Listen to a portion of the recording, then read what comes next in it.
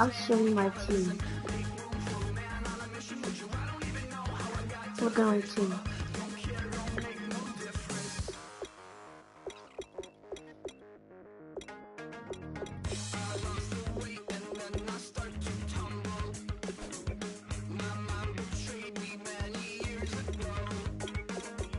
This is like a 3. But then you see the 87? That's big. I mean, like, if I get 90, I'll care about this. But then we gotta go draft.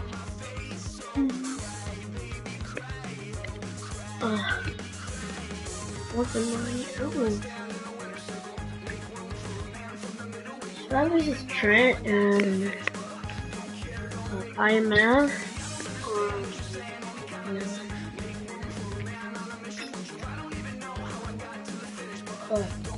Don't make no difference.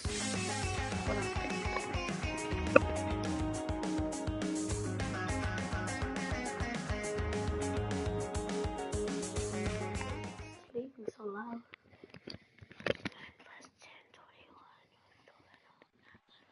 All right, Larry, thank you. It is indeed time for a Draft Champions matchup and what is set to be a great Draft Champions matchup. In the booth, I'm Brandon Gaudin with Charles Davis, and these guys should have a huge impact on the outcome of this game. They're ready to roll.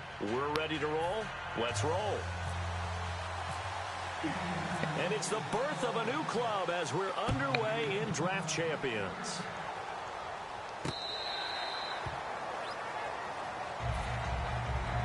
Oh no, wrong person.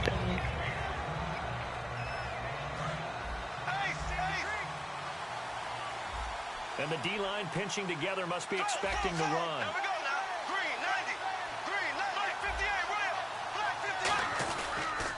And a first carry here for Charles Sims. 2 yards on the pickup there. It'll be 2nd and 8. And after the play on the ground, that brings up 2nd down here. That's a good play by the guys on the defensive side of the ball. Held him to a gain of 2. And that changes the playbook a little bit now for the guy calling plays. 2nd and 8. Now he's got to probably think about going to the air instead of maybe staying with the ground game. Anytime a team goes on the road, there's always that little bit of fear that maybe they can be affected by the hometown crowd. But this is where game planning really came into play. They talked about it all week. Go in there, establish yourselves. Well, that run right there, that slows down the crowd and gives them a lot of confidence. My high school coach, John Ford, used to say all the time, if you're in a bad situation, laddie, don't compound it with a bad decision as well. And I think that's what we just saw there. Harassed in the pocket, and throws into double coverage anyway. He called you laddie? He called me laddie, and that was the nicest thing he called me. The intended target was Corey Coleman, and it's 3rd down. It looked like they had something there, but I think that he was thinking about running with the football before he actually hauled it in, and that led to a big drop. 10 yards to go on 3rd.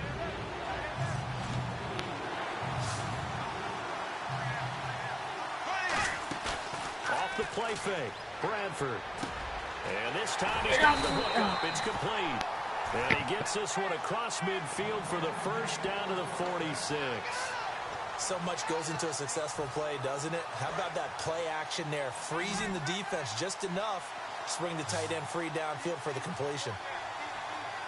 A first down throw for Bradford. He's got Freeman here. It's complete. And he gets this inside the 35-yard line. Give him 12 yards on that one. It earns him a fresh set of downs. I think that's a big pickup for a first down because when you run a drag route against zone, you're sometimes asking for trouble because you might run into a defender. Yeah, well, there they ran into a first down. Executed it to perfection. Oh, my God. This time as he'll go down. They got him for a sack. It'll be a loss of 10. And it'll bring up 2nd. Possible run anticipation here as the D-line sandwiches together. They'll run it now out of the gun. Oh, my God. Yardage here, back at the 47. So he loses 3 yards there. Now 3rd down. Brandon, with the last couple of plays for the offense not being good at all, my thought process as a coordinator, get the ball in the hands of my best player and see if I can salvage anything out of this drive. Now Bradford looking for his tight end on the corner. It's complete. They'll get 15, but that won't be nearly enough. It's 4th down. I don't know how many times, not just in my playing career, but you and I working together, have we ever heard a coach say, you know, I just don't have that play on my call sheet. And that's really what we had here. That was a big hole they were trying to get out of. Yeah, big gain, still a ways to go, though. Well, trying to be bold on the opening drive of the game, but that effort, it proves futile. How many times have we talked with coaches where they've talked about taking the emotion out of their decision-making? I think that opening drive, if he didn't have it in his head to go for it before, I think that keyed into it. They were doing so well, and he decided to really establish something there. They didn't get it. Now they've got to make sure that they don't lose their focus. And he'll be limited to a short gain up to about the 34-yard line. Give him a couple on the carry there, 2nd and 8. Yeah, that wasn't a big run, just a short one there. But guess what? Sometimes you treat it like boxing. You throw that jab out there, and you throw it again, then you come with a big punch later. Maybe they're just trying to set him up. Officially no gain on the play, and they're left with a 3rd and 8. And on 3rd and 8, defensively, they're going to beef up the secondary. 6 defensive backs. Goff now looking to throw. And he dropped it. Now it was tipped.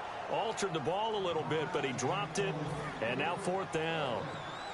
So on now is the Clemson man, Bradley Pinion, to punt this one away.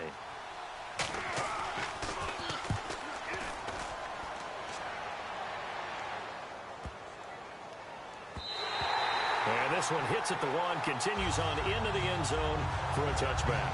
The Seahawks offense now, they get ready to head back onto the field. They had a great drive going last time. They were moving the ball, and then all of a sudden it just stalled out. So we'll see what they can do here, Charles. And it's always easy to second guess when you don't get it on a 4th down try. But they had to like the feeling that they had going on offense. They want to continue to see if they can capture that again on this drive and maybe get in the same position. Yeah, and that's, I mean, like I said, they were moving the football. It's not like they went 4 and out, so I don't think it's a deal where the offense doesn't have confidence. No, I agree with you totally on that one. If anything, they may have gained more confidence. Okay, they stopped us once. That's all right. Let's keep moving it. Make them do it again. The defense in an enviable position here. The offense needs 13 yards. It's 3rd down. 3rd and long for Bradford. Dancing to his left. He's got a man. It's Corey Coleman.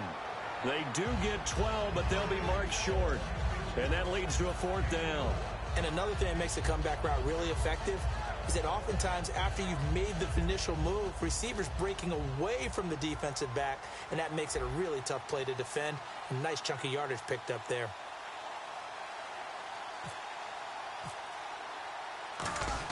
And now on 4th and 1, it's a fake.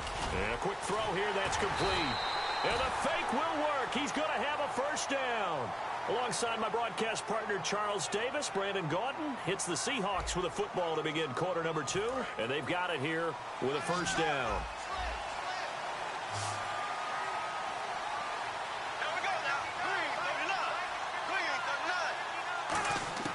On 1st and 10, Bradford. And he whips that one incomplete there.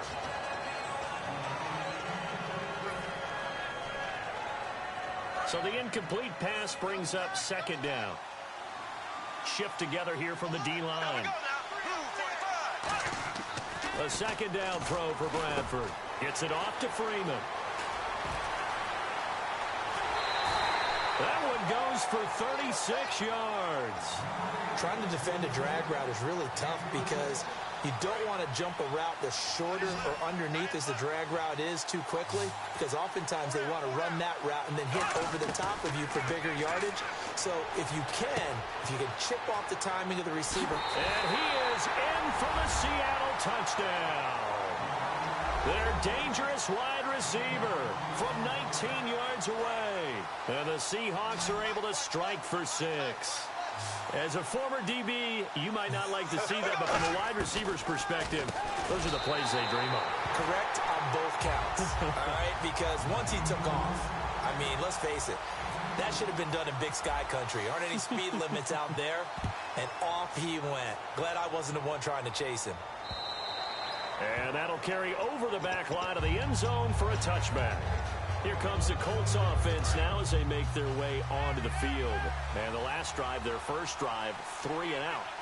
What changes here, if anything? I think it's making sure the guys that you trust the most with the ball, the biggest playmakers you have, if they touch it on this possession to try and get things moving. So get it to the horses. Without a doubt. They're the ones that typically end up in the end zone. Now a play fake, and it's gone. Caught right side is Jeffrey. And he'll be taken down, but not before he gets into enemy territory.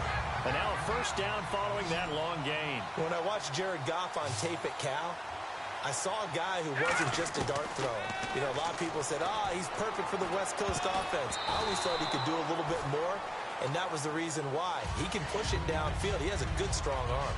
It's always tough for the guys throwing the football when they think they've got a completion and the ball's almost there, and then someone sneaks a hand or two in and bats it away. Back to throw, Goff. And he's got the hook up for the first time with Herman Moore. Touchdown, Indianapolis. Herman Moore, 47 yards. And the Colts are a 2-point conversion away from tying this football game.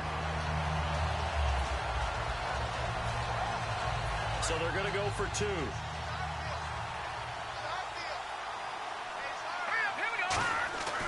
Goff looking to throw. And no, it falls incomplete.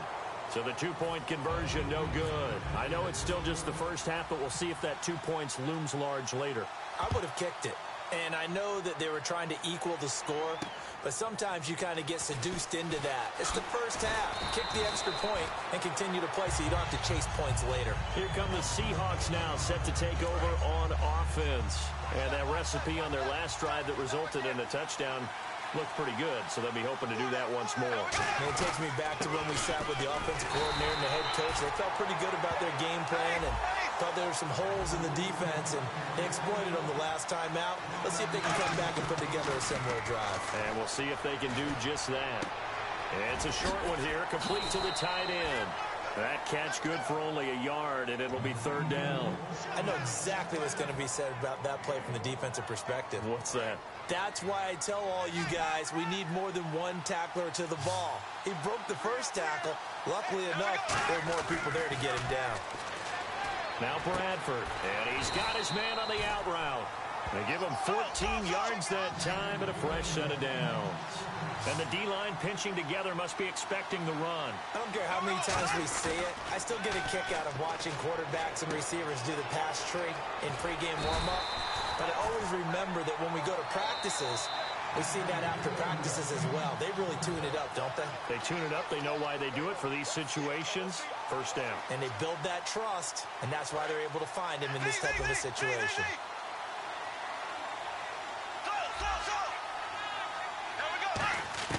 A first down throw for Bradford. Quick hitter here. It's complete.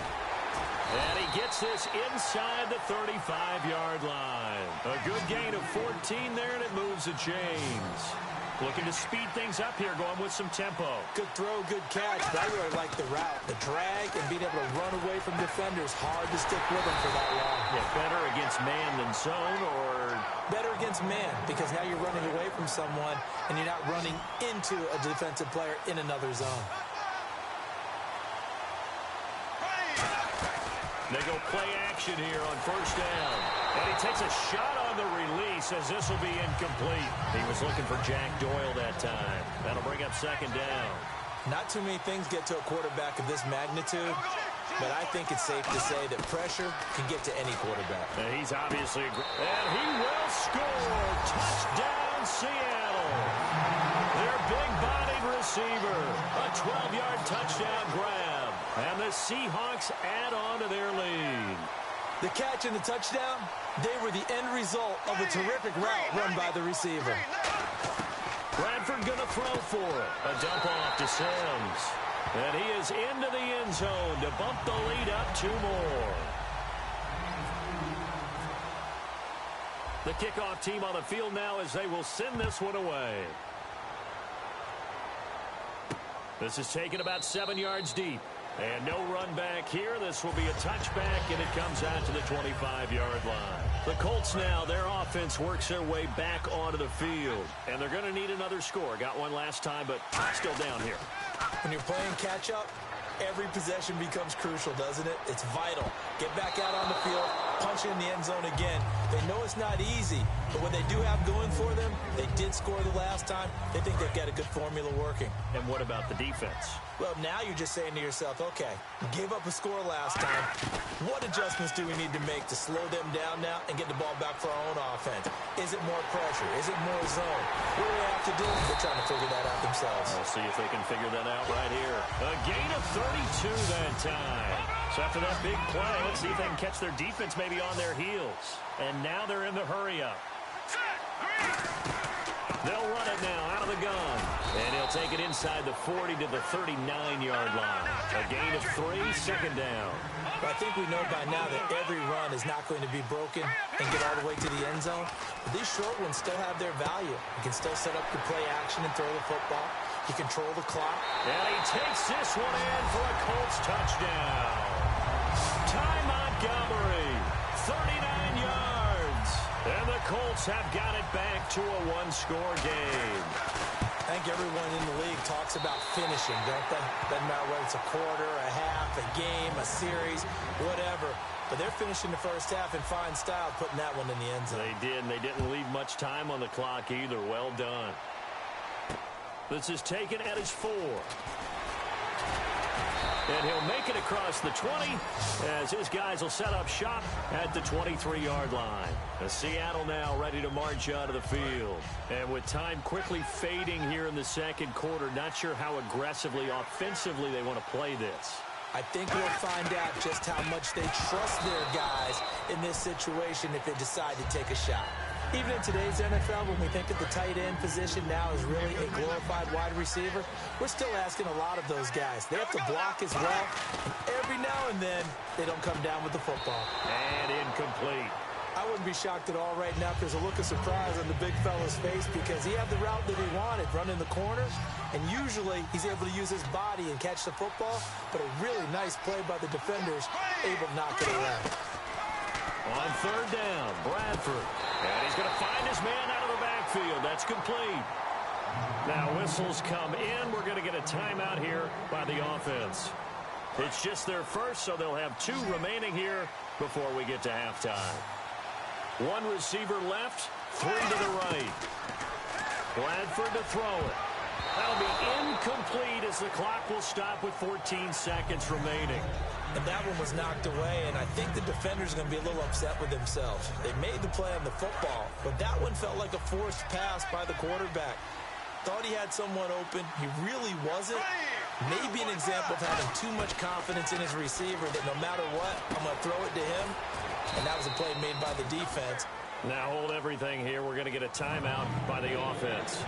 So that means they're down to 1 remaining here as we head toward halftime. They come out 5 wide, 3 of them to the right side. Here's Bradford. And that will be incomplete. 4 ticks left here on the clock. On any passes in the middle of the field, anyone who's going after the football is going to be conscious that it's probably going to be contested and often physically. Sometimes that leads to drops. And likely time for one final play here in the half, so they will go for it on 4th down. Final play of the half, Bradford. He's got time in the pocket. He's going to fire one. A battle for it, and it's intercepted. Picked off here by Jimmy Smith. And he will be brought down as time is now run out on this first half of action.